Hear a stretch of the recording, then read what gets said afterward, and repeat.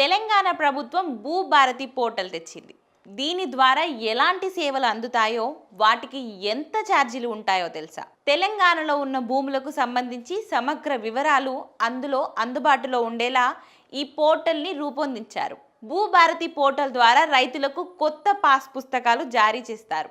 దీనికి భూమి యజమాని 300 చెల్లించి అప్లికేషన్ పెట్టాలి.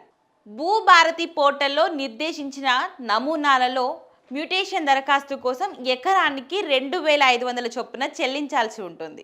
ఈ లెక్కన గుంటకు 62.50 పడుతుంది. రిజిస్ట్రేషన్ల శాఖ నిర్ణయించిన స్టాంప్ డ్యూటీ ప్రకారం రిజిస్ట్రేషన్ ఫీజును చెల్లించాలి. ఇది ప్రాంతాన్ని బట్టి మారుతూ ఉంటుంది. భూ యజమాని రికార్డుల్లో తప్పుల సవరణ దరఖాస్తుకు 1000 ఫీజు చెల్లించాలి. భూ హక్కులతో పాటు అధికారులు ఇచ్చిన రికార్డులో తప్పులుంటే అప్పీల్కు వెళ్లే అవకాశం ఉంది. ఇందుకోసం 1000 చెల్లించాలి. స్లాట్ బుకింగ్ ద్వారానే భూభారతి పోర్టల్లో రిజిస్ట్రేషన్లు చేసుకోవచ్చు.